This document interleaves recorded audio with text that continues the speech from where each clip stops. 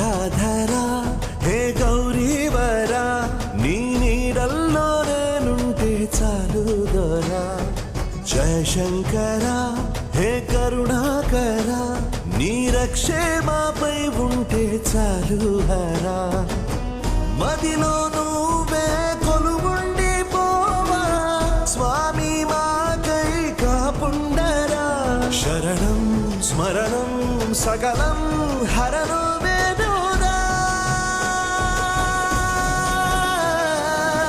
హర శంభో శివనామమే శివ శివ శంభో మా ప్రాణమే హర శంభో నీ రూపమే శివ శివ శంభో రూపమే.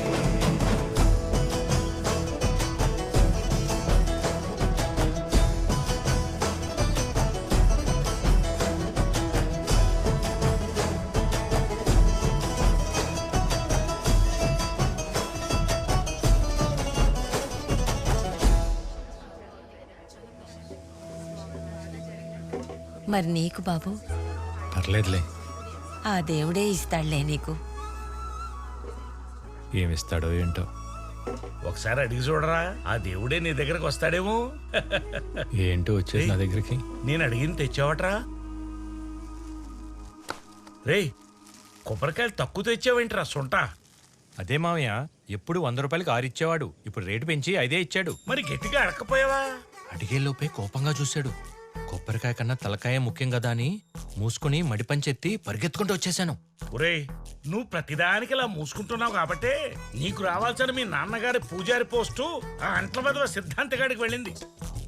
మరి చక్కెర పొంగల్లాగుంటే ప్రతివాడు మింగేస్తాడ్రా. కొబ్బరికాయల గట్టిగా ఉన్న కూడా పగలగొట్టుకుని మింగేస్తున్నారు కదా మావయ్య. ఒరే సద్దనం, ఆ 50 కొబ్బరికాయలు ఈ సంచిలో వెయ్యి. 5 కొబ్బరికాయలే కదా మావయ్య. అయితే నేనిక్కడ 50 రాసి చచ్చాను కదా. అయ్యో రామా, 50 కొబ్బరికాయలని రాసి దేవుడి సొమ్ముని అప్పణంగా మింగేస్తున్నారు అన్నమాట. నిత్యవశం బెట్ట, ఆ దేవుడేమన్నా తిండిపోతారా? 50 కొబ్బరికాయలు అప్పనంగా మింగడానికి?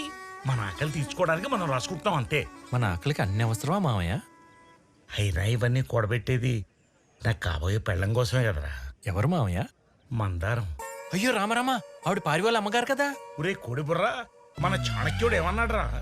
మై ఫస్ట్ హ్యాండా సెకండ్ హ్యాండ్ అనేది ముఖ్యం కాదు, మనతో ఉన్నంత కాలం హ్యాండ్ ఇవ్వకుండా ఉంటే చాలు అన్నాడు మహనీయుడు. నిజంగా చాణక్యుడు అన్నాడా? ఒరేయ్, మనం ఏం చెప్పాలన్నా అది చాణక్యుడు చెప్పాడంటే నమ్మశక్యంగా ఉంటుందిరా. ప్రేమిస్తున్నట్టు ఆవిడికి తెలుసా? తెలిస్తే నా అలాంటి అందగాడిని ఎందుకు వదులుకుంటుందిరా? నేనే చెప్పలా. ఎందుకు భయమా? ఒరే అదవా, ఆవును తెస్తే సరిపోదురా, దాన్ని మేపడానికి గట్టి కావాలి కదా, దాన్నే సమకూరుస్తున్నా. ఇప్పుడు మీ జవసత్వాలు జారిపోయాక ఏం ఉపయోగం మామయ్య? వయసుదే ఉందిరా, ప్రేమలో ఉంటే ఎవరో పొంగుతుంది. ఇక్కడ మనకు సమయం మించిపోతుంది. దేనికి ప్రేమక? లెక్కకి. సిగ్గనగా మనం పాఠశాలకు వెళ్ళాలి.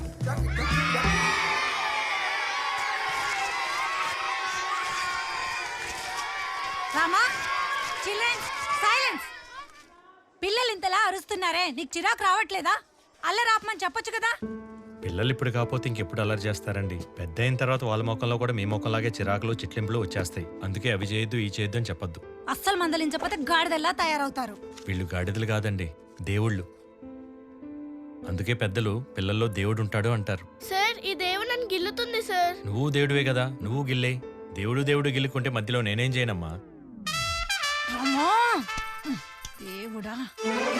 రామా, ఏంట్రా? ఏంటి నీకు పిల్లల మీద ఉన్న ఇష్టంలో నా మీద 10% కూడా లేదేంట్రా? నీకు ఎన్నోసార్లు నేను ఐ లవ్ యూ చెప్పాను, నాకు ఒక్కసారైనా ఐ లవ్ యూ చెప్పావా?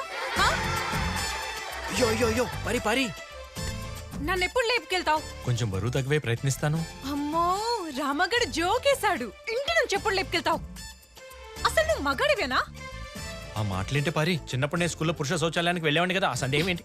మగాడు అంటే ఆడు పోసుకోవడం కాదు, ఎదుటోడితో పోయించాలి. పరి, రోజు మన స్కూల్ పిల్లలకి దగ్గరుండి పోయిస్తున్నాడు కదా మా వెధవా.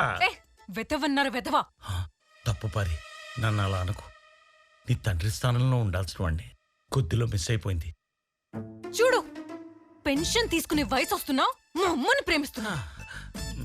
మరి నువ్వెందుకు ప్రేమించావు? నేను మీ అమ్మని ఎలా ప్రేమిస్తాను? రామా, వీడి జోకులు తట్టుకోలేకపోతున్నాను రా బాబు. నిన్ను ప్రేమించినందుకు ఏదో ఒక రోజు నేను లేపుకెళ్ళిపోతా.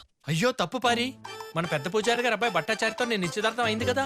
అది మా నాన్న ఊరేసుకుని చస్తా అంటే తలోంచి రింగులో వేలు పెట్టా. నా మీద నీకు మాత్రమే అధికారం ఉంది. ఈ అప్రచుడికి పడి అంగవస్త్రం మీదే అధికారం ఉండదు. ఎవడైనా లాక్కుపోతే గొడవెందుకని శివశివ అని వదిలేస్తాడు. అంతేనా? నన్ను ఎవరైనా లాగేసుకుంటే వదిలేస్తావా? నేను నీ అంగవస్త్రం ఒక్కటేనా? బట్టాచారి చూస్తున్నాడు. రేయ్ రామా, ఎన్నిసార్లు చెప్పాను రా పారి జోలికి వెళ్ళొద్దని. నిశ్చితార్థం జరిగితే సగం పెళ్లి అయిపోయినట్టే. ఇప్పుడు నేను పారికి సగం మొగుడినిరా. వీళ్ళ అమ్మకి పూర్తిగా పెళ్ళైతేనే నేను మొగుళ్ళగా ఫీల్ అవుతున్నాను రా. సారంగి, రామా రే సారంగి, చూడ్రా గంగిరెద్దులా ఉన్నాడు. ఈ బుడతలకి భయపడతాడు. ఏంట్రా ఇది? ఉడతా రాయ్.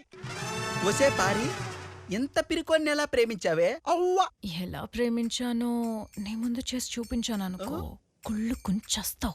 అంత దూరం వెళ్ళిపోయావు పారి? లేదు, అంత దగ్గరికి వెళ్ళాను. పారి, ఎంతకు తెగించావే? రాయే. ఒరే రామా, నీ సంగతి తెలుస్తా. రాయే పారి. రామా, నాకెవ్వరితో పెళ్ళైనా సరే నేను నీ దగ్గరికి వచ్చేస్తా. I love you. దీని అమ్మకి దీని పోలికలు రాలేదేంట్రా? ఒరే రామా, పిల్లలకి మరీ అంత చనువు ఇవ్వకూడదురా.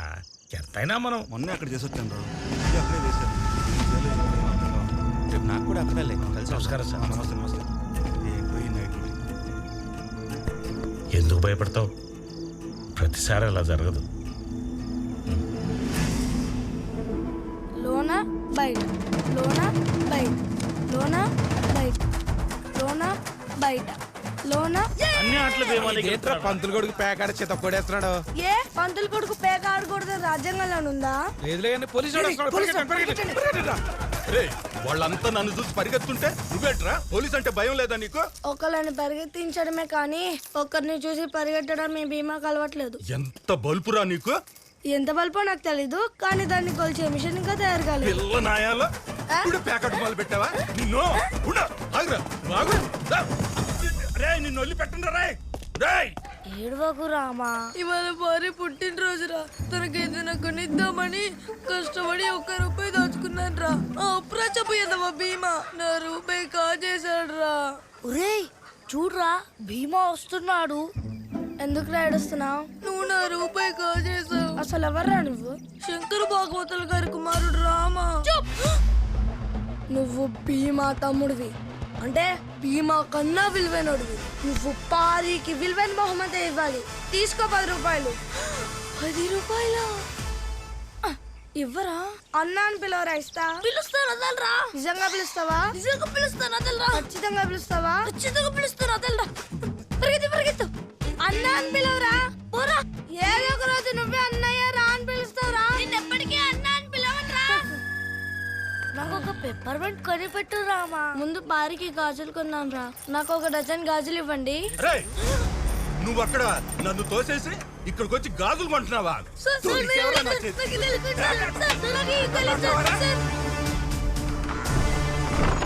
పంతులు గారండి, మీ అబ్బాయిని అరెస్ట్ చేశారు సార్. స్టేషన్ కి రమ్మంటున్నారు. ఏం చేసి చచ్చావురా భీమా? రామాకి ఏమన్నా అయితే నిన్ను చంపేస్తారా? రామా, అయ్యా అయ్యా నన్ను క్షమించండి అయ్యా.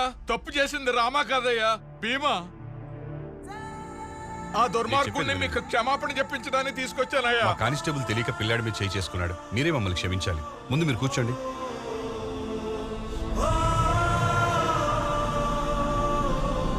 ఎవర్రా నిన్ను కొట్టింది? నీ వల్ల నాకు ఎప్పుడు సమస్యలే. నువ్వంటే నాకు ఇష్టం లేదు, వెళ్ళిపో.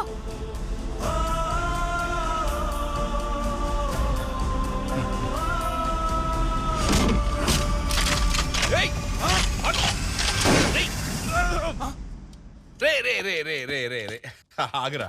చూడండి, రాక్షసుడండి వీడు. నా కడుపుని చెడబుట్టాడు. ఏ పాపం చేస్తే ఆ దేవుడు నాకు ఈ శాపం ఇచ్చాడో. దేవుడు మీకు ఇచ్చింది శాపం కాదు సార్, వరం. వరమా? అవును సార్. రామాకి ఆచారం తెలుసు, మాధవ సేవ చేస్తాడు. కానీ భీమాకి తెగింపు తెలుసు సార్, మలుచుకుంటే మానవ సేవ చేస్తాడు. వద్దయ్యా, నా కడుపుని చెడబుట్టాడు. వీడిని జైల్లో వేసేయండి. సార్, మీకు అభ్యంతరం లేకపోతే ఈ భీమా నాకు ఇచ్చేస్తారా? నేను పెంచుకుంటాను. మీ ఇష్టం వచ్చినట్టు చేసుకోండి. ఈ రోజే వాడికి పిండం పెట్టేస్తాను. నాకున్నది ఒక్కడే కొడుకు రామా. నువ్వు చచ్చిపోయినట్టేరా. పదరామా. రే రామా, ఒక్కసారి అన్న అని పిలవరా. పోరా. పోలీస్ అవుతావా? గన్నిస్తారా? ఎందుకు?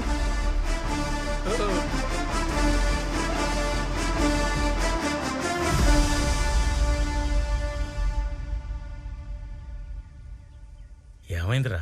కళ్ళ ముందు వాడు లేకపోయినా వాడి జ్ఞాపకాలు శాపాలుగా వెంటాడుతున్నాయి. ఏ జన్మలో ఏ తప్పు చేశానో తెలియదు, కానీ ఈ జన్మలో భీమాకు తమ్ముడిగా పుట్టాను. ఈ జ్ఞాపకాలు నాలోంచి పోవాలంటే ఒకటి నేనైనా చావాలి, లేదా వాడైనా చావాలి. ఎవరు పడేశారా? దూకండి రా. భీమన్నారా?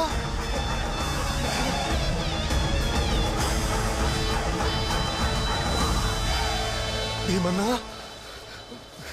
భీమన్నా. మీ ప్రాణాలకు తెగించి నన్ను కాపాడారు. నేను ఎప్పటికీ మీకు రుణపడి ఉంటాను. మేమే మీకు రుణపడి ఉన్నామయ్యా. అవునయ్యా, ఒకప్పుడు ఆ భవానీ మనుషులు వచ్చి మా కుటుంబాలకు ఎలాంటి హాని తలపెడతారోనని వేటకెళ్ళడం కూడా మానేశామయ్యా. మీరొచ్చిన తర్వాత దౌర్జన్యాలాగాయి ఈ ఊరే మారిపోయిందయ్యా. మేం కూడా మా కుటుంబాలను వదిలి సముద్రంలోకి వేటకి వెళ్ళగలుగుతున్నాం. మీరు మాకు దేవుడిచ్చిన వరమయ్యా.